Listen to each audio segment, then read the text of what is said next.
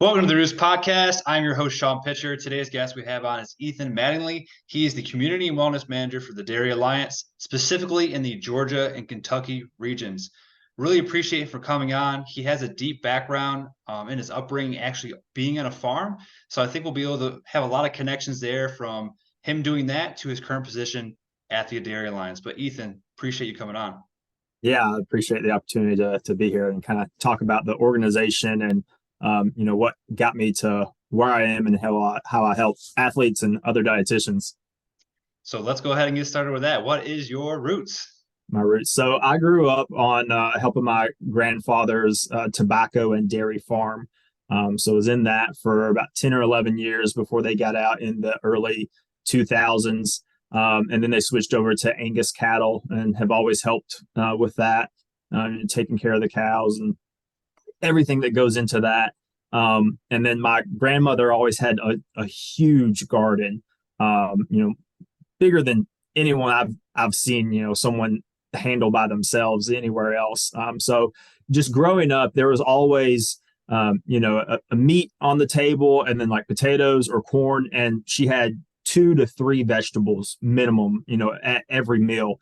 So I grew up probably different than a lot of people might have experienced with food, with seeing, growing my food in the garden or, seeing that cow that then fed us, and just having a variety of different foods and growing an appreciation for how you take care of the land, how you take care of animals so that they, provide for us, and having a balanced diet and being very active on the farm.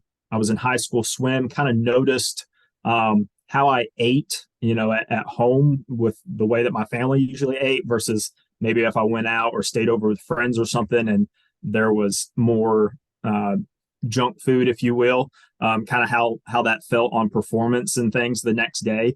So it gave me a really deep appreciation for understanding that, food really fuels us, and we can certainly enjoy all these different types of food because they have religious background, they have cultural background, they have family traditions in them. But pursuing something that gave me a better knowledge of how to use that information to help others also perform and feel well. So went into exercise science at Western Kentucky University, and after my freshman year, that's when I first learned about the role of a dietitian. I'd never heard of it before. Small rural town, we didn't know what dietitians were. So heard about that and got to looking into that. And at that time, sports nutrition was still very new. There were only a handful of full-time sports dietitians at the pro level and at the college level. So I said, I want to be a sports dietitian. Swapped over, did my undergrad at Western, did my dietetic internship, that year unpaid that we all went through.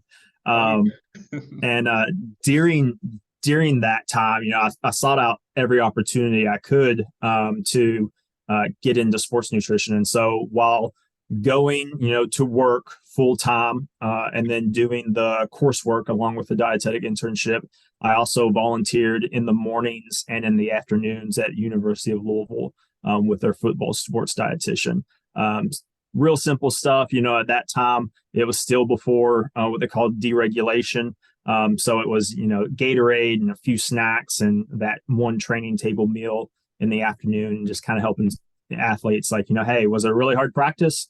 More carbs. Like you didn't really do much today. Make sure you got protein and plenty of vegetables and lighten up on the carbs and things like that.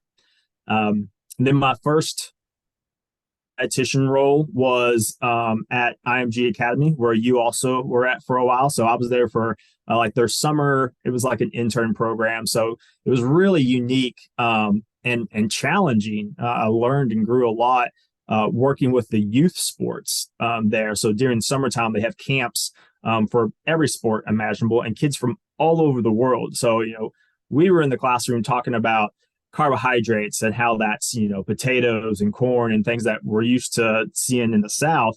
And I had kids from, Eastern countries, from China and from Vietnam. And they were like, well, what's this? Or, this is a food I eat. Where does that fall in? And so that really stretched my cultural bounds and learning how to, broaden my scope of understanding what different people are eating and relaying to them in a way to help them understand that these are foods that are going to provide fuel. These are foods that are going to provide repair. These are foods that are going to protect. And then that led into a position as the sports dietitian for University of Kentucky football for 2 years while I was getting my master's degree in health promotion and exercise science. So that was an awesome opportunity that I was given. Some really great times. Went to a bowl game for the first time in 9 years. Like to think I had a small part of that with some of the players that really excelled. And then after that, I got into just campus life. So I became the campus dietitian for the University of Louisville, working with non-athletic population in the food service. I did some work with food service area, the dining halls, and making sure their menus were where they needed to be for balance, and working with allergen management for students, but did a lot of work with the health promotion office on campus, teaching students how to cook. We had this mobile cooking station, or went to their dorms and showed them how to use that dorm room. Just general, eating well on campus. A lot of them were making those food decisions for the first time in their lives. I had absolute control over the choices they made, not having to eat what was made or bought for the dinner table for them. So trying to teach them, how to figure that out and carry on healthy lifestyle behaviors through the rest of their lives post-graduating. And then just about a year ago, coming up on a year ago, wild opportunity became available. I saw a friend posted on Facebook a job for the Dairy Alliance for the manager of community wellness. Had no idea what that was, so dug into it, but it made sense. I'm still very active on the family farm, and wanted to see, what's this about? How could I help farmers and still help people as a dietitian? And it was just a great connect. They're wanting to dive into colleges and sports nutrition. I have that, farming background, so I can really relate to, the people we were supporting, the farmers, and relay that information to people about, this is what it takes to provide these really nutritious products for you to thrive and succeed. So that brings us up to today. A lot of great things I want to just really quickly recap in there. When you talked about your grandmother, like that just hit me, because I can remember every Sunday we go over, my dad and my brother, and we go to my grandmother's house. And my grandfather also grew up on a farm. So is literally that meal that you described there. Like, it was like 1 or 2 carb choices, 2 or 3 vegetables. You're going to have 1 or 2 proteins. The whole kitchen table is just absolutely stuffed with everything and anything you could want. My grandparents are obviously a little bit old school. Like, if you were going to stick something on your plate, make sure you ate what was on your plate. Because if not, grandma was probably going to get pretty upset, because usually those Sundays, and I'm sure you could probably test that was pretty much probably every day, when they spend that much effort cooking all that food, like, they just want to know that it's appreciated, and they want to know that the job that they did, you're enjoying, and having satisfaction out of that. So, like, as soon as you said that, I was like, man, like, there were so many Sundays with that was our Sunday. We didn't watch TV, right? It was playing games, eating good food, having conversations, and just being around family, which I think really doesn't happen as much as it used to anymore, just because we're in this fast-paced lifestyle and everyone's shifting towards fast food, or they're not putting as much emphasis on sitting down with their family at the table for at least 30, 45 minutes and having a conversation. I can remember my mother as well, like, phones in the other room, shut the TV off. Like, we're going to sit here and we're going to have a conversation. And like, she made an effort to that every single night.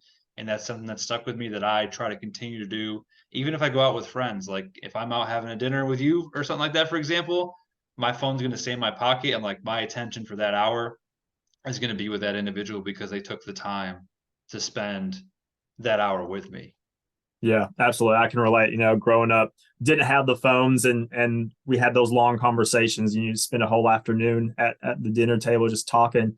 And then that's kind of shifted, as it seems everyone around me, uncles and aunts and stuff, their jobs kind of involve a phone at some point. Everybody just has them. So that conversation time has dwindled a little bit. But yeah, I agree. We could all give a little more effort in being in the moment with one another and appreciating that time with one another and kind of putting the tech down for a little bit and unplugging.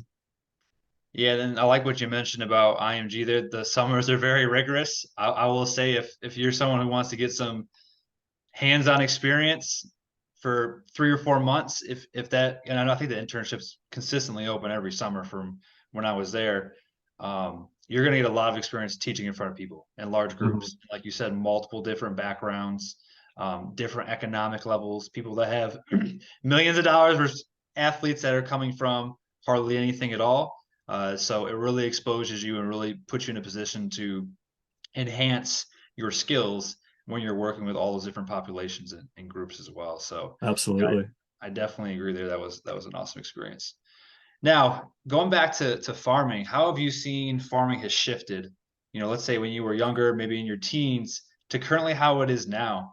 We had a 2-day event, with the dairy lines that was part of, and the farmer that we were with there, the dairy farmer, was talking about how we had X amount of dairy farms, and now that's dwindled down to this much. But it just seems like now the dairy farms are getting bigger versus a bunch of smaller ones. Could you kind of go into that a little bit? Yeah, absolutely. So, my family was one of the farms that got out of the dairy business because prices weren't great in the early 2000s. It's a lot of work. My parents actually had to schedule their wedding around milking time. So milking was 4 a.m. and 4 p.m. So they had to have a wedding at 7 o'clock at night so that Papa could get done with milking, get cleaned up, and get to the wedding. As you mentioned, there were a lot more dairy farms. They were just smaller. And now the number of dairy cows doesn't necessarily change when a dairy farm goes out. Just another farm is able to buy those and keep those cows going. Or it might be several family farms are like, we can't produce enough milk individually, but if we go in together as an LLC or something, then we can we can make it by using one another's resources, sharing equipment, and sharing labor hours and things like that. And then 4 farms becomes 1 farm or something like that. As far as how has farming changed, it's wild. I was too young to do any of the row cropping when I was growing up. Didn't even get to sit in the combine or anything. Was away for college for a long time, missed that opportunity. And now you jump in this very, very expensive machine. You draw a map. You go around the edges of the field and hit a button every time there's a turn, and then you let it go, and the tractor drives itself. You just sit there in case an error code throws or something. That's So the combines getting up soybeans and wheat and corn and things like that. They're on autopilot after you do the rotation. So you still need to have to be there. You can't get out of the tractor, but I would hope that farmers maybe aren't as tired. There's still long days, but you don't have to concentrate so much because the tractor is going to stay on a clear path for you. As long as there's not, a sinkhole or something you got to drive around. And then milking, Papa started out doing it by hand. I think in 2000, we were up to the mid 40s on cows. And they went in there individually, cleaned the teats, did all the pre-treatment to get rid of any debris or dirt or anything like that, and then hooked them up. And I think it took like 20 to 30 minutes maybe per cow, just because of the rate that the machine went. Now there's some places that are completely robotic, and the farmer is able to have more life work balance, able to spend their time diversifying their operation to bring in more income to support their family and to support their operation. I know there's a farm near Bowling Green, Kentucky. The cows have collars on them with RFID tags, and so that cow walks into a barn, and that collar is scanned. And so they know, cow 321 is in the barn. She was last milked 12 hours ago. She goes in there. The machine registers that she's in there, knows what her number is, knows about how much milk she's been producing, goes in, cleans the teats, hooks up to her, sits there, milks her in 10 minutes. She's getting to have some treats. She's getting to eat. however much she wants. It records that, cow 321 today produced 9 gallons at this milking or something like that. And she goes on about her day. If a cow hasn't been out or hasn't been in the barn for, a set number of hours, say you have it set at 12 hours, let's say 8 hours. Some places milk 3 times a day now for just the cow's preferences. It will send you an alert on your phone or your computer and say, hey, cow 19 hasn't been in the barn for X amount of hours, and to go check on that cow because they really enjoy the barn life. It's like a beach for us. They got sand beds, they got unlimited access to food and water. They have, there's nutritionists for animals just like there are for dietitians for people. So they have someone come in and say, hey, this cow is lactating. It needs this ratio of proteins, carbs, fats from these different foods. This cow is, ready in heat to become pregnant. It needs this ratio. This cow is in her off period. It needs a different set of ratios. So, cow care, cow welfare, how they're taken care of, how they're treated has improved with technology. It's always been good because no farmer wants the thing that keeps them going to, be mistreated or to be, in bad shape. It's just like a vehicle, you got to take care of it to help it you get through. So it's really expanded their ability to really tend to those animals and make them really healthy, happy cows, because happy cows produce more milk. So they're kind of like our athletes. We want to make sure that their nutrition and that their stress management is really managed well so that they can be at their best. Yeah, and that was like we talked about with the farmer. He's like, the more we can keep the stress down. I mean, he talked a lot about the heat as well. Obviously, when it's very hot in the summertime, it's like the cow can be more stressed and then produce less milk, which again, the whole goal is then to produce milk so they can obviously make a profit and revenue out of that. But it's just so fun. I like that correlation that you made between there and how there's that similarity between them.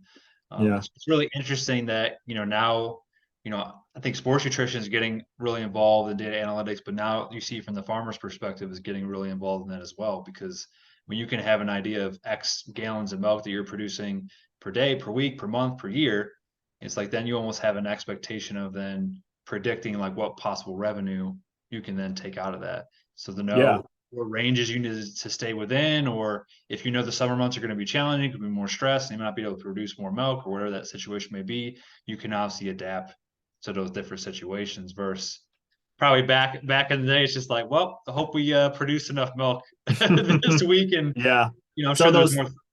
Go ahead. Those trackers, some of them are just like Apple Watches that we have. They track activity, so we can tell, if a cow is moving a lot, hey, maybe she's in heat, she's trying to find a bull. Or if it tracks temperature. If her temperature is getting out of range, maybe she's got an infection. We need to check on her, get her out of production, and take care of her so that she can, feel better and get better. Maybe she's been laying down for a long while. We need to go check on her and see if she's calving, doing okay on things like that. So, like you said, that data analytics is not just the milk, but it's the overall health and well-being of the cow. What's going on with them on a daily basis. Yeah, because they're all investments. So you gotta put effort into the investment to get out the revenue that you're hoping to get out. Exactly. And you said diversify income. I think that's going to be a common thing for our profession in general, right? Like I think you see a lot of dietitians now going on the social spaces, finding side gigs, part-time jobs, finding other ways to get passive income or just diversify their ability to make more revenue and income. Just that's how the world's happening and things are getting more expensive. So like what are different ways we can do there? And I know we went to that farm, he heavily spoke about he has that creamery with the milk and the ice cream and the cheese and the different offerings that he has. That's, a couple miles right down from the farm. And Mm-hmm. I remember him specifically saying, like, if we didn't open this creamery, like, it'd probably be pretty tough for us to continue to keep having our farm running. So it seems like more and more now farmers and a lot of other individuals are having to think outside the box. And it's like, I can't just focus on this one thing now. What's plan, B, C, and D that's going to keep me running or hopefully have revenue and be on the plus side at the end of the day. And it has a dual benefit too, because, when we were out there, we saw some of the cows in that pasture right beside the creamery. And so it provides an opportunity where people get to enjoy something that they really like, ice cream or cheese that they had there for sale. They had chocolate milk and regular milk too. And then they see, hey, these cows are out in the pasture. They're really happy. They're just chilling. They're coming up to me and just looking at me and mooing. So, those people that don't have that interaction, don't have the experience that I had growing up, can kind of get a glimpse of it that, these animals are well taken care of, and they produce this delicious food. So it kind of brings a connection between people and their food again, which I think is growing more. We as dietitians, I'd say many of us want people to think about, where is your food coming from? How is it managed and things like that. So, the farmer is able to take his passion and turn it into something more to share and spread the word that still drives his passion. And us, our passion is about helping others. And so we might have a full-time job that gets the bills paid, but then we're able to delve some of our time into other passions too, if it's social media or, teaching classes or whatever it might be. Absolutely. And you mentioned helping others. So can you give us a rundown of what does the Dairy Alliance do? Like, what is their mission? Are they just helping sports dietitians? Is it community dietitians? Like, who are you guys overall servicing and trying to provide that guidance to in the field? Yeah, so anyone and everyone, we're trying to help people understand the nutrient benefit of milk, how milk, research supports that milk is very beneficial to life, longevity, reducing disease risk, building strong, healthy bones, brain development. So sharing that information, recipes with how to apply that information in a variety of ways, whether it's milk or cheese or yogurt, with the general public, sharing that information to them. And then I work a lot with other practitioners, dietitians, registered nurses, nurse practitioners, family physicians, pediatricians, some dentists, sharing with them depending on their area, if they're a family doctor, pediatrician working with children, or dentist working with everyone, dietitian working with people that deal with different gut health issues, and provide the specific information that's relevant to them about how the nutrients in milk help with bone strengthening for like teeth, or for pediatricians, the nutrients in milk help with brain development, or for dietitians, information and strategies to share with people that might live with lactose intolerance, and show them that they can still get the nutritious benefits of milk by trying these different strategies that's going to help them tolerate that milk, so that they can still enjoy those products. So we help everyone, and then we help health professionals as well, in different areas. So it's definitely not just dietitians, not sports dietitians. That's my background, and that's something that I'm passionate about. So that's something that our team was missing. We didn't have anyone with a sports background or someone that had worked in the college and university setting. So I'm able to provide a lot of input on how we should develop different resources that are going to target, that young adult population that's in a college dorm room, on a college campus. Where are they going to get their food? How are they eating? How can we provide something to them? And then how can we, provide information, quick, easy resources for sports dietitians to share with their very busy athletes, to help get the point across that, this food is easy to consume. It's easy to take with you. It has high quality protein that everybody is looking for. It's also going to help, your development strength, making sure that your bones are strong. 13 essential nutrients that your body needs. So it's a small but explosive package to get some nutrition in. And it's critical, like the work that you're doing, because there's so much misinformation, especially in the health field. Like you mentioned, physicians, nurses, nurse practitioners. I can only imagine the amount of people that come to them every day seeking advice, especially if they're in a certain disease state. And a lot of times that advice is coming from social media, or is coming directly from those specific individuals, because they're probably going to see them before or if they even get referred to a registered dietitian.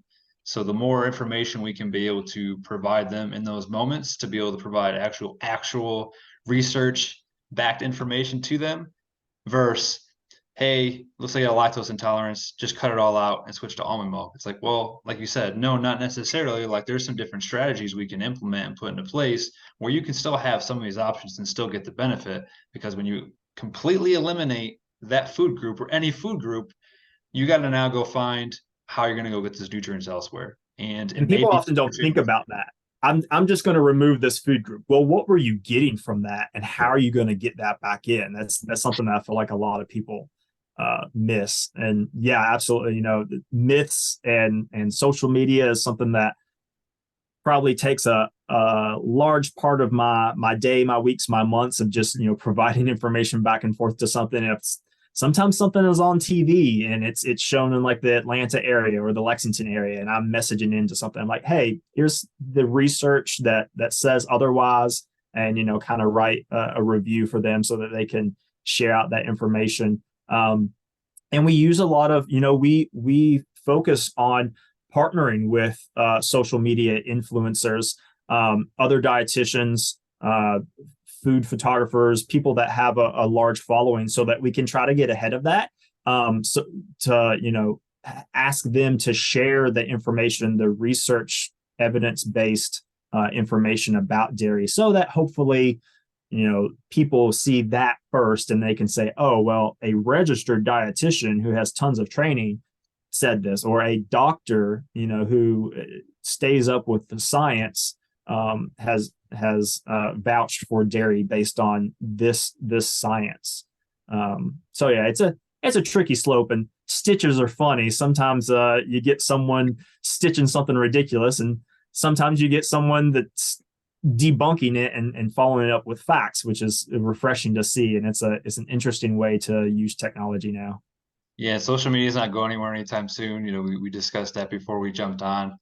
I think, you know, the more opportunities, even if you don't want to or you don't want to get involved with it, like, it's just going to be inevitable. Like, we're shifting towards that. All the information, or majority of information, that young dietitians, student athletes, other practitioners, they're consuming it on some type of social platform. So the Absolutely. more professionals that we can try to get on these platforms to either debunk these myths and provide accurate information, and hopefully we can grow their community, so that way we have some go-to people in the field, which we do already have several that have pretty good followings. You know, Jessica Isaacs comes to mind. She has some very funny, entertaining videos, but Yeah. they're kind of right to the point and honest, and they're going to give you the straight facts. So Yeah. you know, the more opportunities we can be involved in and learn from these professionals, so that we can figure out how to transfer information in those 30 to 60 seconds, and bring the message home. And, you know, like we worked with Kaylin Buffalino, you know, create some type of moment or memory or association with that video, then hopefully we're going to change more people's mindsets to have some faith in drinking milk and consuming that on a regular basis. Right. And you got to meet people where they are, and where they are right now is social media. So you got to do it. So let's go a little bit like lactose intolerance. You know, I've had plenty of athletes that have run across that, you know, and the initial impression becomes, I'm going to cut all dairy out because lactose is bad, and I get an upset stomach from it. You know, maybe what's some tips or advice you would tell athletes or practitioners in that situation on how you could still include something, even though it may not be a full blown lactose intolerance? Yeah, so we've got great resources on the dairyalliance.com or usdairy.org that go into more detail about this, but, you know, kind of hitting it quickly. Pairing with other foods. So as you know, and I saw some of your reels recently talking about lactose, how that's a sugar that gets digested. Some of us don't have the enzyme necessary to break that down, and that results in lactose intolerance.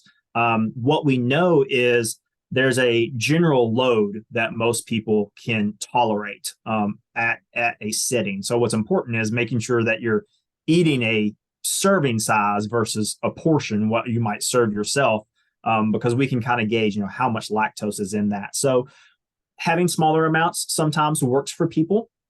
Pairing it with other foods so that it slows down that digestion of that carbohydrate. So, having your milk with a whole grain cereal that's got some fiber in there, or making it into a smoothie, putting some greens in there that's going to provide some more fiber, getting some kind of protein source in there with a meal along with milk to slow down that digestion. So, mixing it in with things, using whey protein powders, cottage cheese with fruit, choosing low lactose cheeses, Swiss, Parmesan, those harder cheeses have lower lactose, so those can be better tolerated. The probiotics in Greek yogurt and kefir, those help break down that lactose sugar, so can make it easier for people to consume. And then there's lactose-free milk. So milk either that has the lactase enzyme that breaks down that lactose added to it, or it has the lactase removed from it. And people can enjoy that without, discomfort and things like that. And there's also over-the-counter lactase enzyme pills that people can take with, upon the first bite of food, so that your body is getting that enzyme that it's not producing enough of along with that meal, so that then it's in there breaking down that lactose sugar, so you can enjoy it. So a lot of different strategies, could go into great detail and spend half an hour beyond, the time we have for this podcast. But again, the dairyalliance.com or usdairy.org have those resources easy to find, so that you can still enjoy foods that you love. Stir, shred, mix, and slice it. What's that? I said stir, shred, mix, and slice it. If you think of those words and you sprinkle a little bit at a time and incorporate over time, your possibility to be able to handle it, like you said, is going to be much more advantageous. Yeah, absolutely. So like we mentioned earlier, not just like completely eliminating a whole food group that's, on the U.S. dietary guidelines on my plate, but reduce, if you think that milk is the issue, reducing it and then slowly adding it in. A serving of milk is 8 ounces. So maybe you start with 2 ounces, wait a couple of days, 2 ounces, increase that to maybe 2 ounces at breakfast, 2 ounces at dinner. Slowly increase that, or if it's, shredded Parmesan cheese or whatever it is, so that you can build tolerance back to it. Yeah, the body has a capability to adapt, but if you don't ever give it the chance to adapt, it's never going to. Exactly. So if you just completely remove that food and the body's like, hey, I don't have to learn to digest this, and then you decide to go out and have a milkshake, and you haven't had anything for several months, you're not going to have a pleasant experience. But, listening to dietitians, working with dietitians, using those resources to figure out those strategies helps you still enjoy, those foods. And that could be like anything else, right? You see people cutting out meat completely and going into a vegan diet, or completely cutting out grains. Like if you cut out anything and your body isn't taking it in on a regular basis, and now you're going to add it back in, you can't take this all or nothing approach. Like you have to slowly incorporate it back in over time, so your body can adapt to breaking down and digesting that specific food group or macronutrient or micronutrient or whatever that may be. Last thing I want to kind of end with is the great, plant-based versus animal-based dairy. I know you had some really good handouts that you guys gave us. I think if I remember right, it was like 10 to 15 cups of kale you'd have to eat to get the amount of calcium in 2 to 3 servings of dairy or something crazy like that. And I think when you can visually conceptualize that and think about that big picture, if I had 15 cups of kale in front of me versus 3 8-ounce glasses of milk, right? Like the portion size is like no one's eating that much kale or that much dark leafy greens. Like you may put a sprinkle here, put a little bit on a salad, or have a salad, put some on a sandwich, but you're maybe getting a cup to 2 cups a day, depending on who you are. Like it just seems, that's just not going to happen. It's not realistic. Exactly. That's the word I was going to use, is what's realistic. And so just as you mentioned, this all or none approach, we do have to think about, this whole food diet, and all foods fit. I eat a ton of vegetables, ton of plants. But I know kind of where their place is, and that's something that we have to continue educating on. Is it's not so much that, hey, you have to eat 15 cups of kale to get the same amount as the 3 recommended servings of dairy, but think about the nutrient package, in 3 8-ounce servings of dairy, which is easy to have, a glass in the morning, a smoothie, some Greek yogurt, cottage cheese, and 1-ounce serving of cheese. Easy to get those 3 servings in throughout the day, and get all that package of nutrition, that really nutrient dense food, get all those nutrients in, versus is it realistic to eat 15 cups of kale, 9 bell peppers, different things like that. So understanding that it's a very available food. You can find it at supermarkets, you can find it at farmers markets, you can find it at convenience stores, you can find it at the gas station. So it's available to a lot of people. It's affordable. It's about 25 cents per 8-ounce serving glass. So 75 cents a day to get your 3 recommended servings in. It's cheap. And that's cheap, right? That's 20. That would be 24 grams of protein. 8 ounces, 8 grams of protein per 8-ounce cup. So you're having 3 of those, 75 cents for 24 grams of protein, and it's just nutrient packed. So it's a food that can work for everyone, and has a ton of nutrition. It's on so many programs, organizations, recommended foods to eat list, National Institute of Health, American Heart Association, Center for Diabetes Education, the MyPlate recommendations, the dietary guidelines for Americans, because it packs such a punch of nutrition. It's affordable and it's available. So as we mentioned before, you got to think about what you're removing and how you're going to replace it. Many of these plant-based beverages don't compare to milk's nutrient density. When you look at the dietary guidelines for Americans, the only plant-based beverage that's on there is soy milk, fortified soy beverage, because it has similar protein characteristics and it has similar calcium characteristics. Almond beverage, coconut beverage, pea beverage, all these different beverages made from plants, they're not regulated. They don't have a standard of identity, which means they have to meet certain criteria. So from one brand to the next, they're going to have differing nutrition labels. Some of them might claim to have, X amount of protein, but they don't have the other 12 essential nutrients that go along with protein to make 13 essential nutrients. They might not be as bioavailable. Same with the calcium. You might be able to get equivalent amounts of calcium. The number might stack up, but what we digest and absorb, because of the structure of plants and how it can be harder to digest, you don't get all of that calcium, so you're falling short. It's I could go on all day long. I'll say this: you heard the facts from here. So hopefully, if you're listening to this and you got all the way to the end, the Dairy Alliance has some terrific resources, or you can reach out to Ethan and have a conversation just like this on the phone. All of his information will be on the bottom, his contact information if you want to reach out, along with the Dairy Alliance website.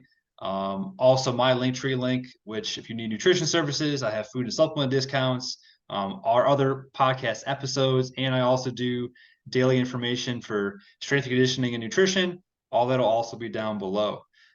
Ethan, fantastic talk that we had today. I think a lot of people will get insight out of this and more information and understanding behind the scenes of what goes into developing our dairy and milk products. Yeah, I really appreciate the opportunity to talk about it and share about our organization and kind of get the word out to more people so they know what resources they have at the Dairy Alliance website. My